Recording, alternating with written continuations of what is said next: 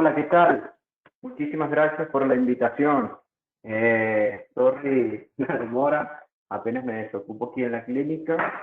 Bueno, muy agradecido con todos ustedes por la invitación y a todas las personas que se han tomado el tiempo de estar acá. Vamos a hablar muy resumidamente de lo que nosotros conocemos como minimal prep, o preparaciones mínimamente invasivas, que pareciera estar muy en boga últimamente, pero ya tiene tiempo en la odontología. Como decía mi profesor, el doctor Edward McLaren, nada es nuevo en la odontología, solo viene en nuevos paquetes, en paquetes nuevos. ¿Ok? Una breve introducción para el que no me conoce. Yo soy odontólogo egresado en la Universidad de Venezuela de Gran Mariscal de Aguas en Venezuela en el año 2010. Hice un posgrado en estética y restauradora avanzada en la ciudad de Los Ángeles, en la Universidad de Los Ángeles, California, y UCLA, y tuve otra pasantía con el Dr. Brown Research en Beverly Hills en el año 2016, y fundador y creador de Smile Better, nuestra práctica privada, desde el año pasado, y aquí estamos desde agosto del año pasado. Una pequeña información, todas las fotografías clínicas que... Denme un segundo, voy a quitar un momento aquí, un segundo. Que aquí está. Ahí. Ok, las fotografías clínicas de producto y material biográfico han sido realizadas por el doctor Jonathan Núñez con la finalidad de explicar, proyectar y facilitar la información relacionada a los temas a tratar en este webinar, esperando sea de su máximo provecho y agrado. Como siempre digo, no vengo a enseñarles nada a nadie, simplemente compartir con ustedes las técnicas que en lo personal uso en mi práctica diaria, ya que básicamente estoy enfocado prácticamente de lleno últimamente. Vamos a hablar de preparaciones, ¿ok? Vamos a hablar de preparaciones y vamos a ver algunos casos clínicos también, vamos a compartir. Pero mucha gente habla sobre minimal prep, sobre preparaciones mínimamente invasivas. ¿Y qué significa eso? ¿Qué significa preparaciones mínimamente invasivas? Básicamente es remover lo mínimo necesario de estructura dental para obtener el espacio ideal de nuestra futura restauración. ¿Ok? Siempre los dientes deben de llevar cierta preparación, por muy mínima que sea, para poder adaptar perfectamente nuestras restauraciones. Pero antes de preparar nuestros casos, nosotros tenemos que tener una buena planificación. Ok, y eso es lo que vamos a ver a continuación. Luego vamos a ver un poquito de selección de material, otro poco de casos clínicos y algunas recomendaciones. Ok, ¿qué queremos buscar con nuestra preparación? ¿Okay? O con nuestra planificación. Debemos tratar de ser lo más predecible posible. Ok, siempre yo creo que hoy en día todos los que estamos en el mundo dental hacemos odontología estética de una forma u otra, porque bien sea ortodoncia, periodoncia, implantología, todos buscamos un resultado estético, ¿ok? Por lo mismo también que sea funcional. Entonces, estos dos aspectos tenemos que evaluarlos muy bien antes de empezar cualquiera de nuestros procedimientos. Entonces, antes de yo preparar, siempre yo le hago esta pregunta a mis colegas. O sea, muchos me preguntan, Jonathan, ¿qué presa usa? ¿Cómo preparas esto? ¿Cómo preparas aquello? Lo primero que nos debemos preguntar es con qué vamos a restaurar. ¿Ok? Eso es lo más importante, porque dependiendo del material con que nosotros vamos a restaurar, muy posiblemente va a ser guiada nuestra preparación. Entonces, muchos de los conceptos que ustedes van a ver aquí seguramente son muy cotidianos y conocidos para muchos de ustedes. Seguramente para algunos otros sean conocimientos nuevos. Tengo entendido que vamos dirigidos a el odontólogo general que quiere buscar conocimientos en este tipo de tratamientos. Entonces tenemos que conocer que hay dos grandes grupos de cerámica en el mercado, ¿ok? Que son las cerámicas gravables y las cerámicas no gravables. Entre las cerámicas gravables, nosotros tenemos la cerámica feldespática y el disilicato de litio, que son los más conocidos, y entre las no gravables, las circonias, que también están muy en boga últimamente, por sus avances estéticos y también por su mejoría en el desempeño del material en estos últimos años. ¿Okay? La circonia hoy en día no se parece casi nada a las primeras circonias que habían en el mercado. Por eso mucha gente también está empezando a utilizar mucho más este material. Pero como yo siempre digo, no todos los materiales resuelven todos los problemas. Y debemos tener claro qué material y para qué lo vamos a usar y qué material vamos a escoger antes de ir a preparar nuestro sustrato. El doctor McLaren en su artículo describe esta selección de material, la divide en tres categorías muy básicas. ¿Okay? La categoría número 1 es la convencional cerámica polvo líquido, ¿okay? La cerámica feldespática o disilicato de litio, que es el polvo líquido, ¿okay? Que lo categoriza en un grupo aparte, porque de esta manera que usualmente se montaba cerámica. ¿Ok? Y ya les voy a explicar cuáles son las ventajas y desventajas de esta manera. La segunda categoría, estamos hablando de también cerámicas de matriz vítrea, ¿ok? Pero en este caso vienen para prensar en forma de pastilla o presado, que vienen en los tubos como ven en la imagen. En la lámina anterior, vamos a ponerla de nuevo, en esta lámina, lo que simboliza esta lámina es que de un lado las cerámicas gravables tienen una matriz vítrea, ¿ok? Y por eso hace que la cerámica sea gravable, ¿ok? Hay vidrio en su interior o sílice, en este caso, ¿ok? Y las no gravables, pues, no son de matrices vítreas. Como vemos aquí en la categoría número 3, donde categorizamos la circonia, ¿ok? Una matriz de cristal, más que vítrea.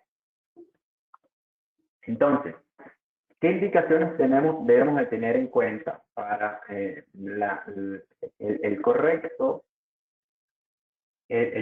correcta escogencia de nuestro material? ¿Okay? Si estamos mayormente en esmalte, generalmente no hay ningún tipo de problema en usar una cerámica feldespática. ¿Okay? Si estamos, por el contrario, mayormente en dentina, la cerámica feldespática quizás no es mi material de primera opción. ¿Ok? Y ya vamos a una opción un poco más rígida, como en este caso es el disilicato de litio, por el estrés que va a sufrir el material al estar adherido a un sustrato mucho más flexible que el esmalte, como es la dentina. ¿Ok?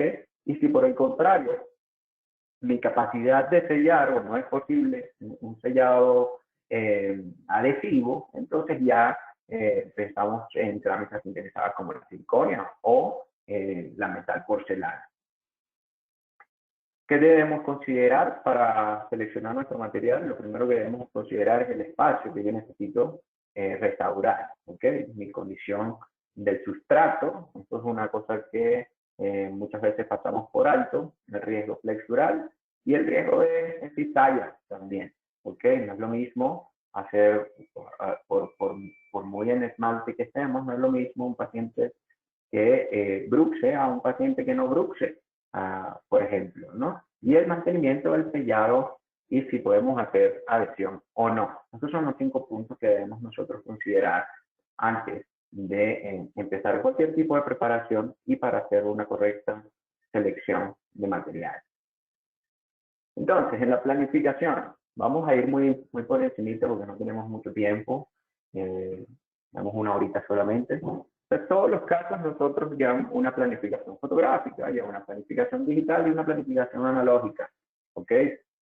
Tengo entendido, como ya había dicho anteriormente, que esa información va dirigida al odontólogo general, que quizás no tiene mucho workflow digital. ¿Ok?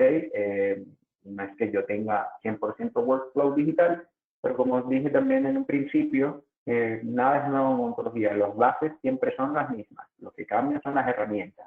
¿Ok? Entonces, primero que vamos a hacer es una planificación fotográfica, donde aquí pueden ver que hacemos una serie de fotografías, diferentes ángulos, ok, retraídos, no retraídos, de nuestros pacientes para considerar, en primer lugar, qué vamos a hacer. Si el caso es sustractivo, si el caso es aditivo. En este caso, el caso precisamente es un caso aditivo, ¿ok? Que debemos alargar lo que el paciente se ha desgastado con el uso o el mal uso de sus dientes. Luego de la planificación digital, de la planificación fotográfica, que es muy importante, la fotografía se ha convertido, por lo menos en nuestra práctica, en una herramienta más, así como el explorador o la turbina o las lupas o cualquiera de otros instrumentos que usamos comúnmente. La cámara también ha servido o se ha convertido en un material indispensable o en una herramienta indispensable. En este caso, lo que ustedes están viendo acá es un pequeño video de cómo nosotros podemos hacer un pequeño análisis o una pequeña modificación de la sonrisa de un paciente que nos toma 5 minutos hacer, ¿ok? Ya nosotros podemos planificar y podemos enseñarle al paciente una posible proyección del plan de tratamiento y no solo orientarnos o comunicarnos con el paciente, sino también en términos clínicos y prácticos aumenta muchísimo el porcentaje de aceptación del tratamiento cuando tú le explicas al paciente de manera visual, como lo estamos viendo acá. En este caso estamos usando la herramienta de Photoshop Smart Design con el programa Photoshop, el común y corriente de fotografía. ¿Ok? Hay muchos software en el mercado que hacen este trabajo hoy en día. Yo me siento muy cómodo con el Photoshop, pero hay muchos software con lo que ustedes pueden apoyar, inclusive una buena fotografía, un iPad, y ustedes pueden dibujarle al paciente qué es lo que debemos hacer, 2 milímetros al centizal, un pequeño recorte de encía.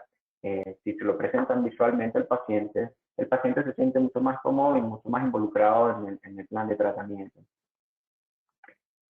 Por último, una vez que hayamos hecho la planificación fotográfica y digital, vamos a llevar lo que planificamos digitalmente al analógico. En este caso puede ser de manera tradicional, un encerado, en la fotografía ven un encerado de mi gran amigo, el Master Ceramist Allen Nalich, ¿ok? Donde con su magia pone mucha textura en la cera, pero esto lo podemos hacer también de manera digital. Hoy en día también hay muchos software que nos simplifican mucho el trabajo, o lo podemos hacer de manera convencional con cera, como se ve en la foto. ¿Qué queremos hacer con esto? Replicar lo que nosotros digitalmente analizamos en boca del paciente y analizar si esas proporciones son adecuadas para ese paciente o si, por el contrario, debemos hacer algún tipo de modificación. ¿Ok? Como ven aquí, el paciente colocamos un material bisacrílico en este caso, ¿ok? Lo colocamos en boca del paciente sin ni siquiera preparar su diente. Y esperamos que el material se endurezca para poder tener esa comunicación con el paciente. Una vez que el material está seteado, el paciente puede ver o puede tener una idea visual de cómo puede quedar su tratamiento, y nosotros ya tenemos un análisis mucho más objetivo de qué es lo que queremos hacer, ¿ok? Cuánto voy a aumentar, cuánto espacio necesito, etcétera, etcétera, etcétera. Ahora bien, ¿cuánto preparar? O preparar o no preparar, o cuánto. Evidentemente eso va a depender de cada caso. Obviamente, ¿ok? Yo soy partidario de que siempre debe existir una preparación, por más mínima que sea. No soy fan de las ultra preparaciones, porque hoy en día no hace falta retención mecánica para que mi restauración esté en boca. Como anteriormente sucedía, que nosotros teníamos que hacer bastante espacio mecánico en las preparaciones de nuestros dientes para que las restauraciones pudiesen tener cierta resistencia a desarrollarse. hoy en día ha quedado demostrado bibliográficamente muchas veces que la adhesión nos proporciona fuerza suficiente para que las restauraciones se permanezcan en boca, sobre todo si estamos en esmalte. Entonces, ¿en qué se traduce eso? Yo debo preservar el esmalte lo más posible. ¿Ok? Si yo me llevo el esmalte, entonces mis niveles de adhesión van a bajar automáticamente. No es que sea malo adherirme a dentina, pero es muchísimo mejor adherirse a esmalte. Entonces, vamos allá, a lo que vamos. Paso a paso de cómo vamos a hacer esta preparación. Este es el kit que nosotros hicimos experimental aquí en la clínica, es el kit que yo utilizo, seguramente lo debo tener por aquí. También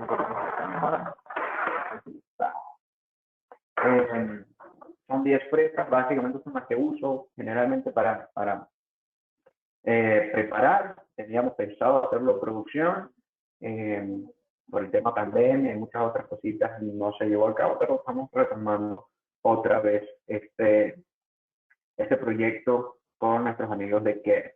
¿Ok?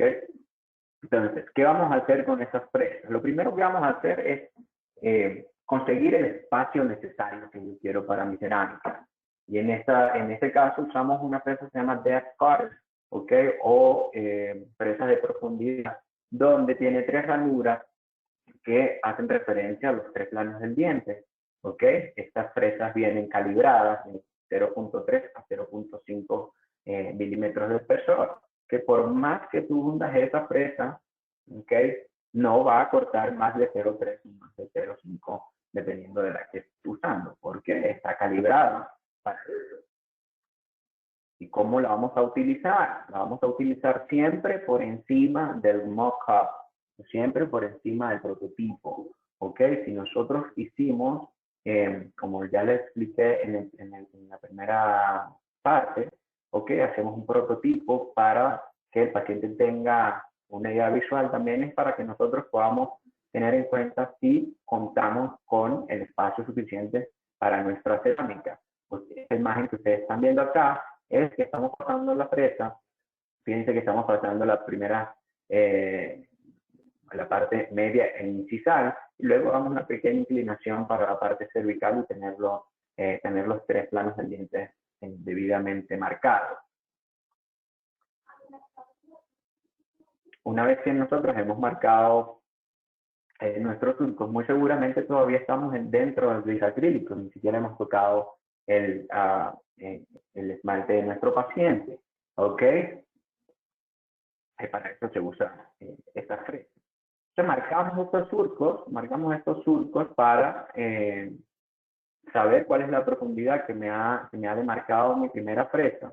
Con una fresa cilíndrica voy a ir haciendo un pequeño, o lo que yo le llamo una preparación rough, o una preparación burda, por así decirlo, que simplemente es eliminar el exceso de material que me ha quedado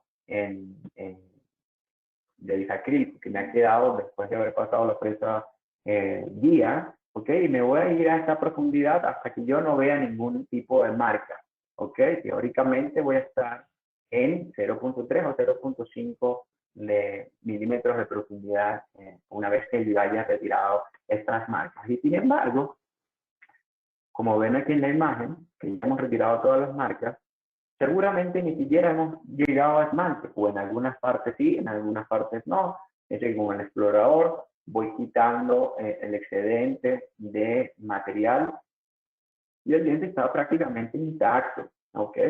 Prácticamente intacto. ¿Sí?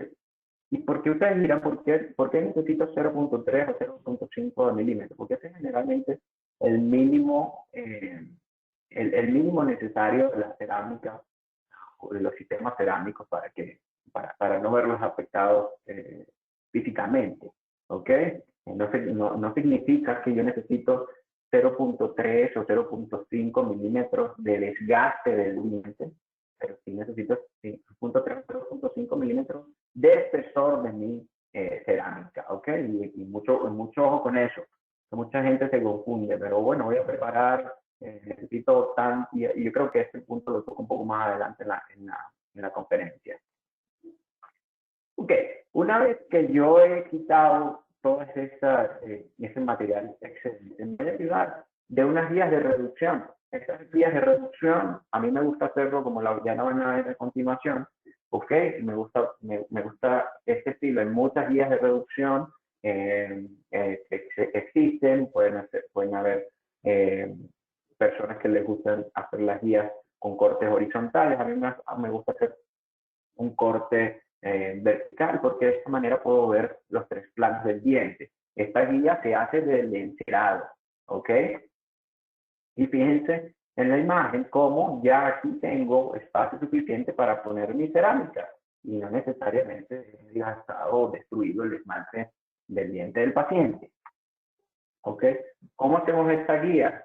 En lo personal, a mí me gusta de esa manera. ¿Ok? Del encerado, en este caso, que es un encerado digital, que usé como ejemplo. ¿Ok? Voy a hacer cortes transversales en el medio del diente en el medio de cada diente. ¿Ok? Bueno, primero quitamos los excedentes. ¿Y para qué voy a hacer este corte en el medio de cada diente? La guía va a quedar como un acordeón. ¿Ok? De esta manera puedo ir quitando dados, ¿ok?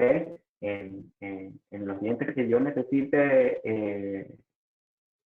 chequear o que necesite revisar si necesito más espacio o no, y puedo ver los 3 planos al mismo tiempo, ¿ok? Hay personas que les gusta esta guía, hay personas que prefieren la otra. En lo personal, siento que esta para mí es mejor, porque veo las tres caras, los 3 planos del diente muy fácilmente. ¿Ok? Si por el contrario, fíjense como ahí está en el video, aquí puedo sacar el dado y ya puedo hacer una fotografía o puedo medir como ven en esta imagen. Si por el contrario, este espacio que está aquí, pues el diente estuviese topando aquí, con un lapicito con cualquier grafito, puedo marcar, hacer una marca donde necesito más espacio y ahí voy y preparo un poquito más y vuelvo a medir. Por eso es que me gusta mucho esta guía y no las otras. He probado las otras y a mí no me gusta tanto. Aunque no quiere decir que no funcione, solo que a mí no me gusta tanto. Entonces, ¿qué vamos a hacer? Una vez que ya tenemos definido el espacio y todo lo que vamos a hacer, ¿ok? A mí me gusta hacer una preparación ya final donde voy a poner los márgenes de mi preparación, sobre todo para comunicarme mucho mejor con mi laboratorio y el laboratorio sepa dónde empieza y dónde termina la restauración y evidentemente también la adaptación de mi restauración en el diente, ¿ok?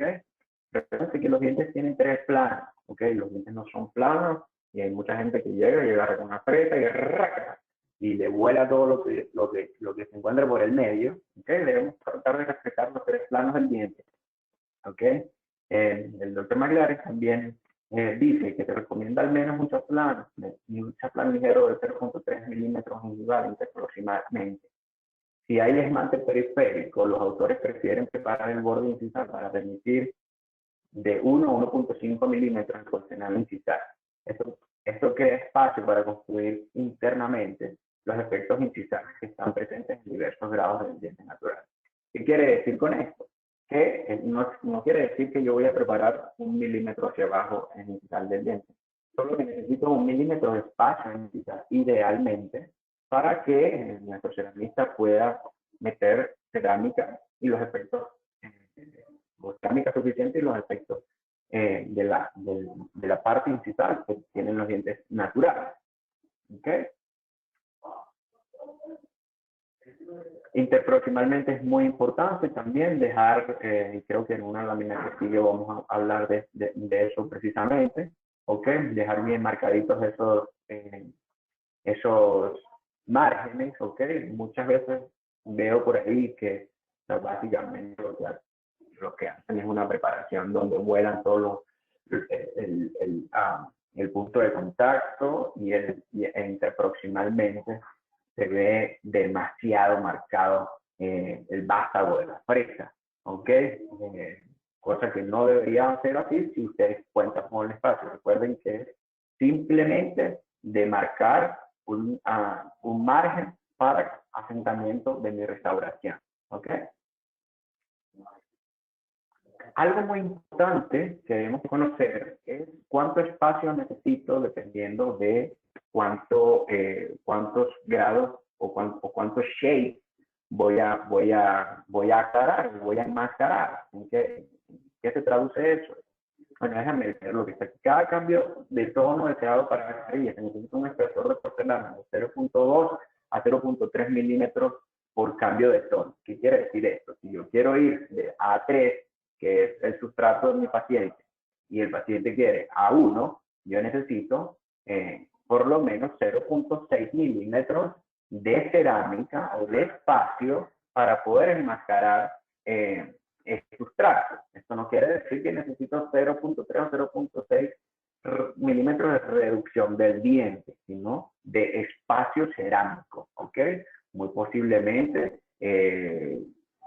si voy a enmascarar 2 tonos, ¿ok? Y tengo 0.3 aditivamente, lo único que voy a preparar es 0.3 del diente, ¿ok? Lo que necesito es de 0.2 a 0.3 milímetros de cerámica para enmascarar cada tono, ¿ok? Y esto es un error muy común. Esto lo describe el doctor Pastor Mañé en su libro, ¿ok? Donde se ha creado esa falsa, bueno, esa falsa creencia, ¿no? lo que anteriormente se estilaba hacer, que era esa preparación palatina, ¿ok? No voy a ahondar mucho en el tema, pero pueden buscar la información en su libro, donde en las pruebas de von Mises se realizaron algunos dientes, se evidencia que esas son las zonas de mayor estrés y son las zonas donde más se fracturan las restauraciones, ¿ok? Entonces, no lo hagan de esta manera, ¿ok? De esta manera. ¿Por qué? Porque aquí, este espacio, ¿ok? Aquí es donde mayormente se concentran las fuerzas, ¿ok? Y el espacio cerámico, o sea, la cantidad de cerámica que colocan aquí es muy delgada, y las fuerzas se concentran más aquí, corren mucho el riesgo de fracturarse. Entonces, la manera correcta de preparar principalmente es dejándolo recto, ¿ok? Otro error muy común es lo que se conoce como el L-sound, ¿ok? Donde mucha gente, o por lo general, ¿okay? Yo me incluyo, a veces caemos en el error de que no llevamos nuestra preparación, ¿ok? Lo más palatino posible. ¿Para qué? Porque sobre todo si hay casos donde tenemos que cerrar diastemas o triángulos negros, nosotros debemos de llevar esta preparación aquí como se ve en la imagen de la derecha para que nuestro ceramista pueda colocar cerámica en esta zona y pueda cerrar el espacio. También cuando estamos aclarando sustratos. Entonces, si nosotros no llevamos esta preparación hasta acá, ¿ok? Y el paciente, por ejemplo, es una 3 y quiere el resultado final una 1, por ejemplo, entonces cuando lo veamos del lado de una vista lateral, entonces va a ver a 1 por aquí y a 3 por aquí, ¿ok? Entonces se va a ver la diferencia o la unión de la restauración con el diente. Eso es muy importante, ir lo más posterior posible para que nuestro ceramista pueda colocar cerámica en esta zona en caso de ser necesario. Y segundo, para que haya una transición mucho más estética entre la restauración y el diente.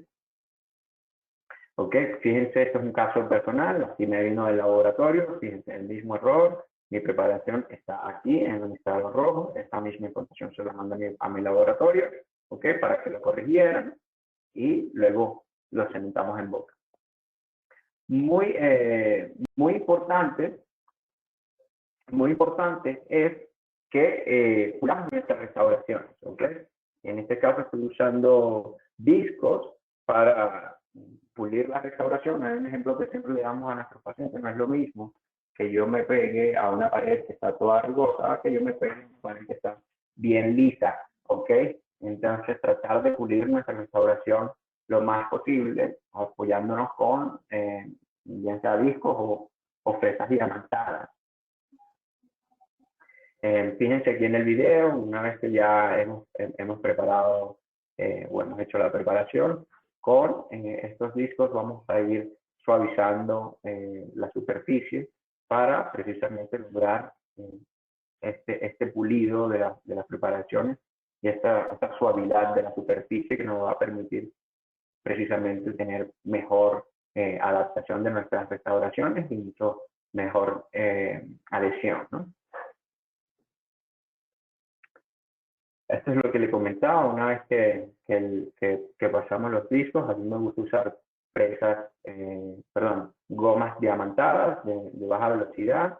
Podemos usar desde la más gruesa hasta la más fina, esta es la más fina, donde vamos a ir puliendo la superficie del esmalte, ¿ok? Esta es una recomendación que le sugiero muchísimo, va a hacerle el trabajo mucho más fácil a su laboratorio y a ustedes también. Entonces, fíjense, esta es la preparación, ¿ok? De esta paciente que se fracturó el borde incisal cuando era pequeña, le habían puesto resinas y resinas y resinas y resinas, ¿ok? Fíjense que la preparación es prácticamente imperceptible, ¿ok? Lo único que tenemos ahí son los márgenes que son evidentes al laboratorio. ¿Ok? Entonces esta es la preparación de ese caso, ¿ok? Una vista intraoral, un close-up, fíjense dónde están mis márgenes, ¿ok? Aquí hay imagen, aquí hay imagen, aquí hay imagen, aquí hay imagen. Fíjense lo que yo les comentaba de la L-zone, aquí, porque generalmente lo que pasa es que las preparaciones vienen aquí, hasta ahí la dejan. O vienen aquí en el canino, y ahí la dejan. Ok, igualmente con los centrales, tenemos que ir lo más posterior posible.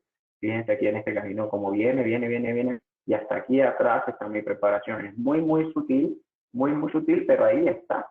Ok. ¿Con qué vamos a restaurar ahí?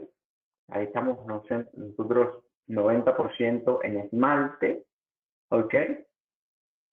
Vamos a usar un cemento resinoso fotocurable. Y vamos a usar una cerámica feldespática. Yo soy fan de la cerámica feldespática. Casi siempre uso cerámica feldespática en lo posible, a menos que el caso me indique que la cerámica feldespática no es la mejor opción. ¿Ok? Aquí estamos 90% en esmalte.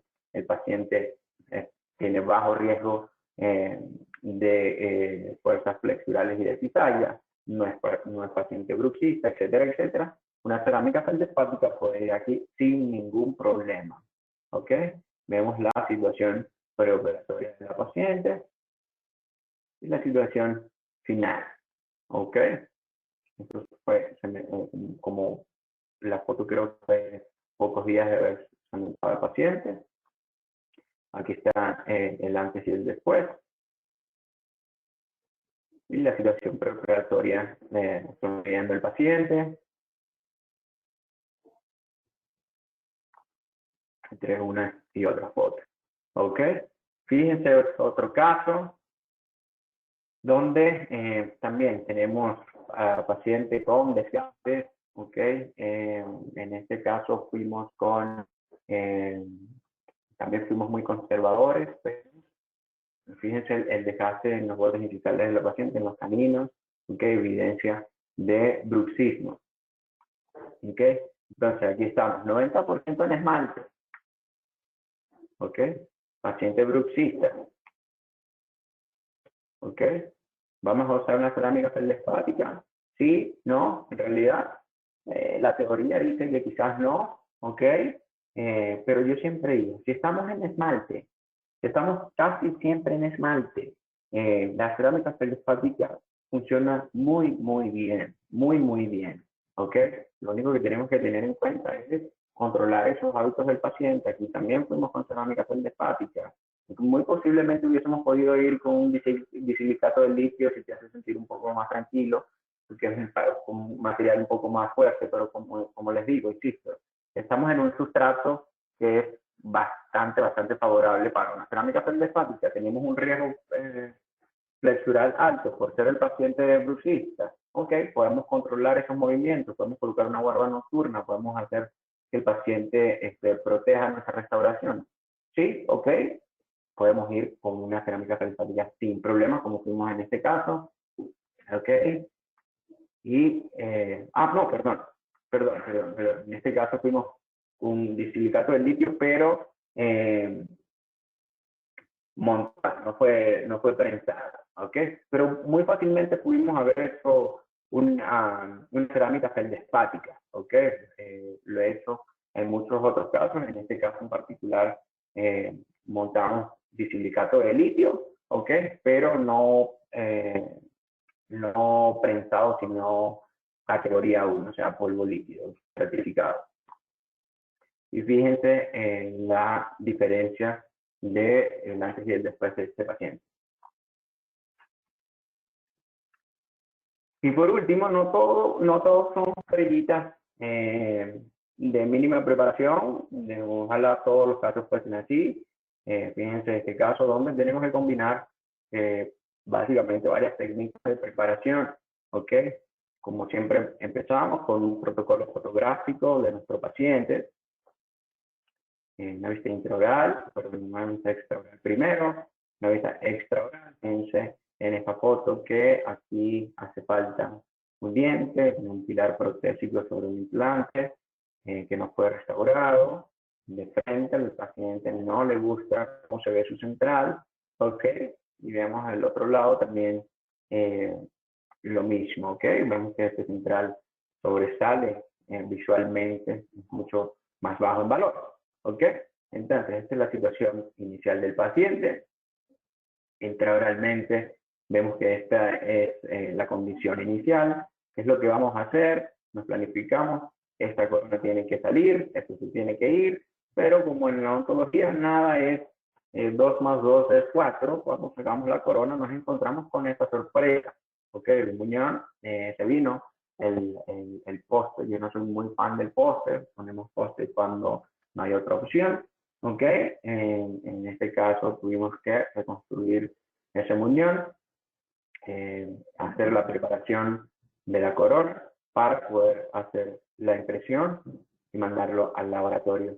En este caso, es muy importante hacer 10 carillas, hacer 6 carillas en términos de toma del color. Es mucho más sencillo que hacer una sola, ¿ok? O dos, como nos planificamos en este caso, porque nosotros le preguntamos a la paciente, ¿ok? Entonces le preguntamos a la paciente, este es el único que hay que cambiar, pero este se tiene que parecer a este, ¿te quieres parecer a este o quisiera hacer una mejora en este diente?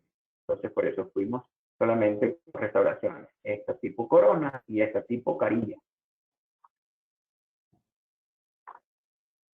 Entonces a la hora de tomar color, ¿ok? Nos han enseñado en la facultad que tiene que ser a la luz del día, que tiene que ser a las 12 de la tarde, como que si nosotros tomamos color nada más al mediodía, porque en la noche no se puede tomar color, que vamos a ir viendo con el colorímetro que tenemos en la mano, si lo tenemos que nos mandó el colorímetro de la cajita de resina que le compramos al PIN, a la casa tal, ¿ok? O a la santiterna guía vista que tiene más de 50 años, etcétera, etcétera. En realidad, el tema del color es un poco más profundo que eso. ¿Ok? Nos debemos apoyar siempre con una fotografía. Y esta fotografía tiene que ser un formato crudo, ¿ok? Un formato raw, como se ve aquí en la pantalla. También nos apoyamos en Photoshop, es un tema un poquito más profundo. Colores bien profundos. ¿Ok? Aquí lo estamos tocando por encimita. Entonces, lo que vamos a hacer es una fotografía para analizar color digitalmente, ¿ok? Porque nuestros ojos no son capaces o no tienen esa capacidad de análisis tan perfecta. Y no tengo tiempo, pero puedo demostrárselo muy fácilmente cómo nuestro cerebro puede ser fácilmente engañado con nuestros ojos. Entonces, por eso nosotros vamos a hacer una toma de color, ¿ok? Con una fotografía RAW que vamos a medir posteriormente en un software, ¿ok? En este caso Photoshop, Camera Raw, es lo de la temperatura. Aquí estoy llevando una temperatura de 5600 grados Kelvin. Entre 5600 y 5700 grados Kelvin es considerada la luz correctiva, la famosa luz del día, ¿ok? Eso es lo que realmente importa. Yo siempre digo lo mismo, me quisiera imaginar si alguien me está escuchando por aquí de Mexicali o por ahí, la frontera, por donde hace bastante calor, no, mira, te voy a tomar color ahorita a las 12 del mediodía. Sí, está bien, pero espérate. No creo que sea lo más cómodo de hacer, ¿ok?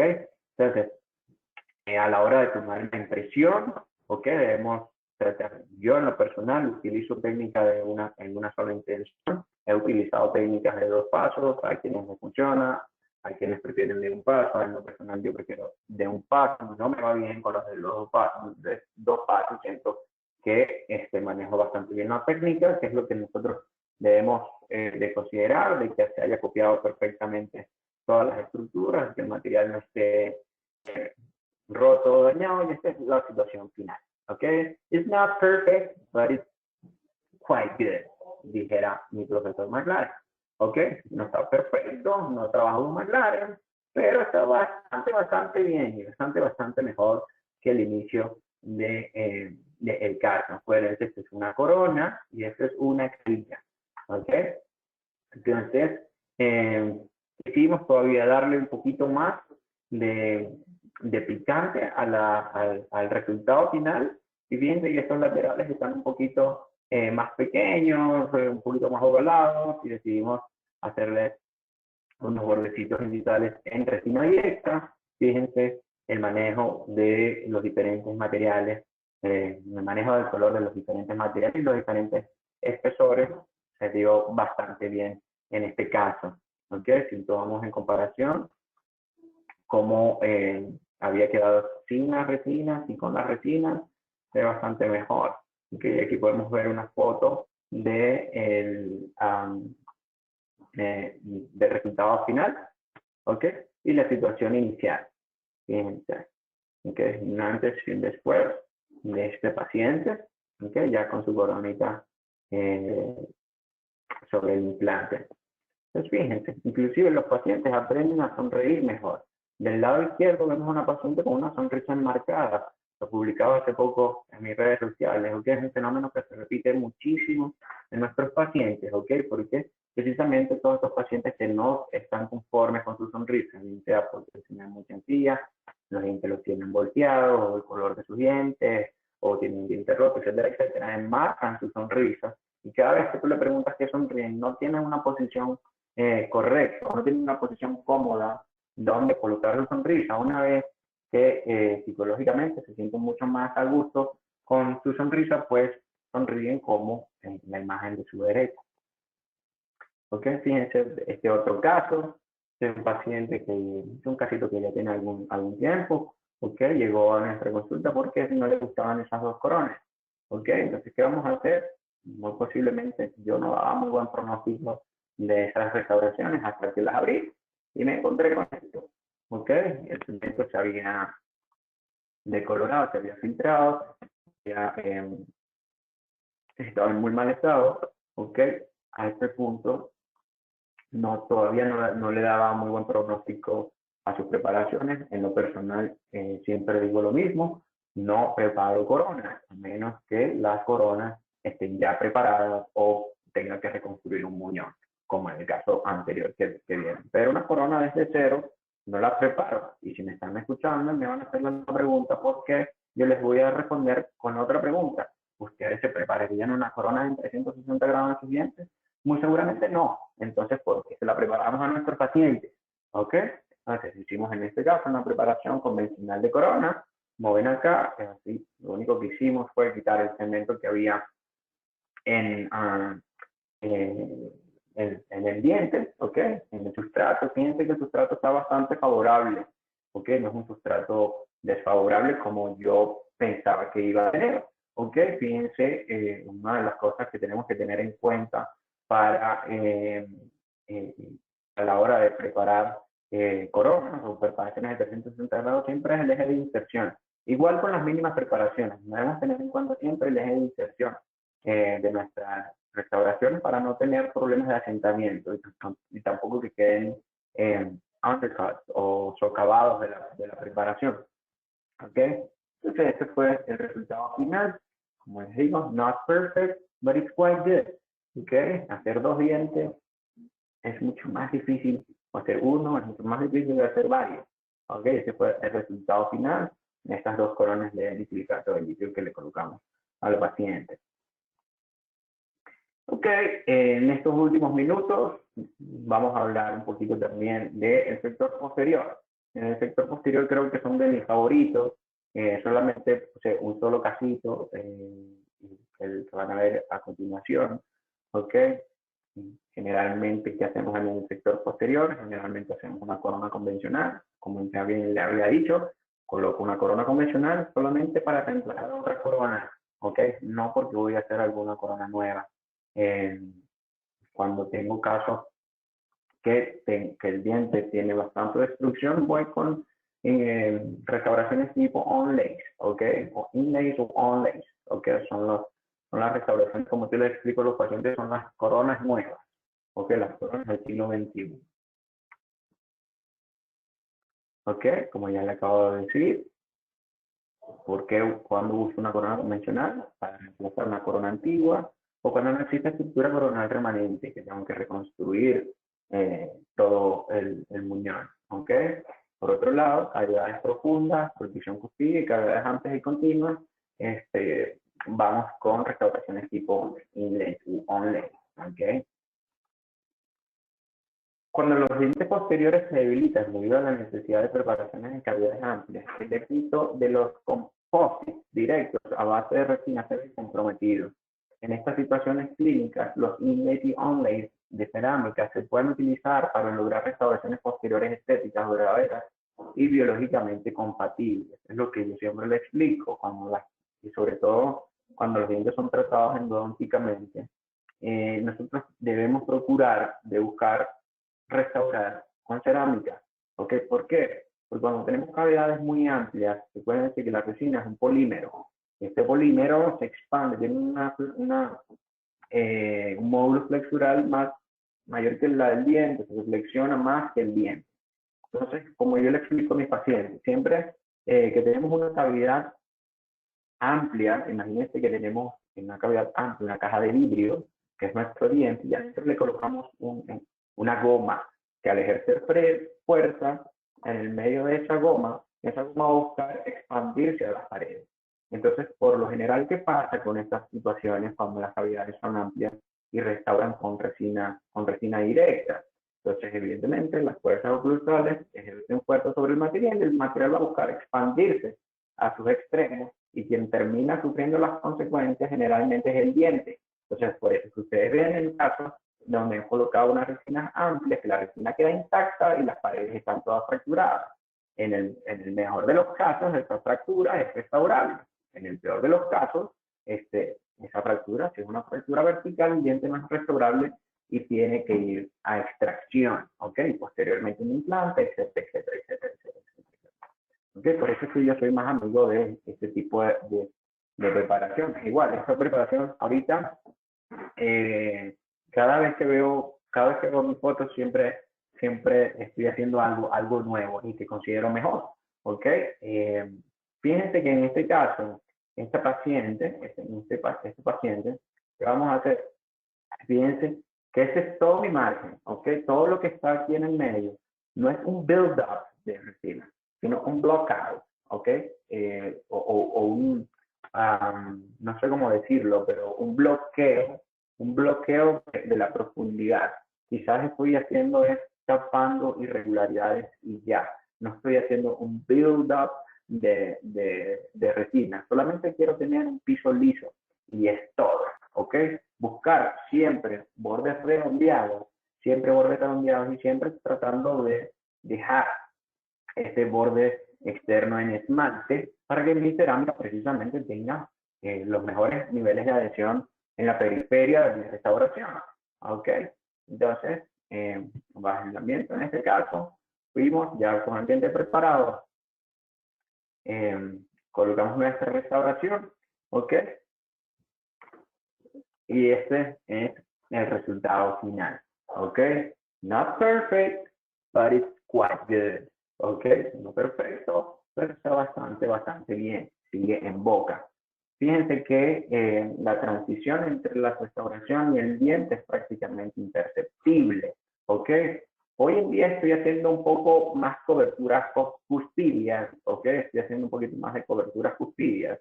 Esto bueno, por mi manera de trabajar con el laboratorio, ¿ok? Y para darle precisamente mejor distribución después a la restauración. ¿Por qué me gustan estas restauraciones mucho más que las retinas para estos casos? En estos casos, si fallaste, si llegaste a fallar, muy posiblemente falla la restauración y no falla el diente.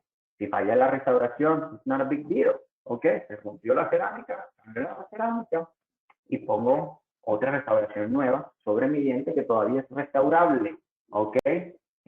Caso contrario, que colocamos una resina y se fractura el diente, esa fractura puede ser una fractura que me haga que mi diente no sea restaurable, ¿ok? Entonces, por último, ya estoy casi en tiempo, las recomendaciones, utilizar cerámicas fresadas o maquilladas, ¿ok? Para este tipo de casos.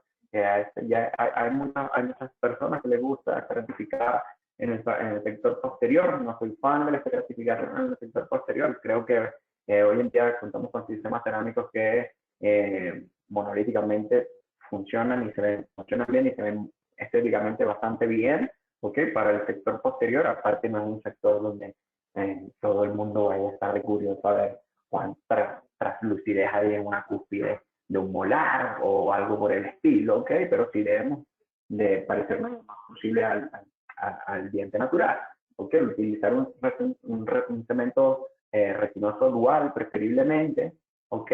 Para que pueda hacer su química la fotopolimerización o la polimerización de manera química y también de manera luminosa, remover los excesos de manera eficiente, sobre todo en la zona cervical, para no crear problemas a nivel de la encía al paciente, que también se ven en muchos casos, ¿ok? Hay veces que veo coronas que fueron recién cementadas hace una semana, o algunos que tienen un par de años y tienen un montón de cemento en la encía, y cuando quitamos ese cemento, la encía pareciera que nos diera un beso de lo contenta que se pone, ¿ok?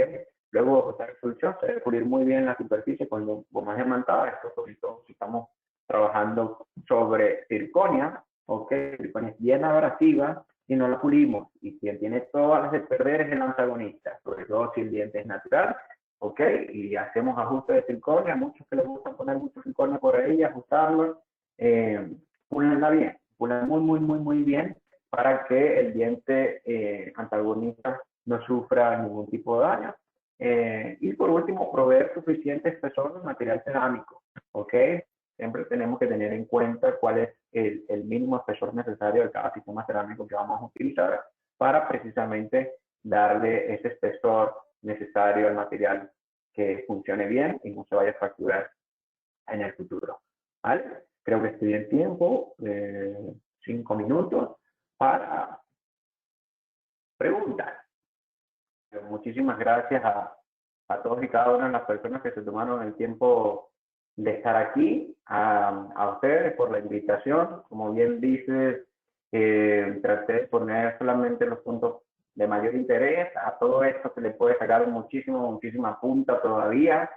Pudiésemos hablar un par de horas de cada sección de lo que hablamos en la conferencia de hoy. Espero que el mensaje haya llegado de la mejor manera, que se haya entendido, y muchísimas gracias siempre por la oportunidad y por el cariño que siempre me brindan, la verdad que sí. Muchísimas gracias a todos.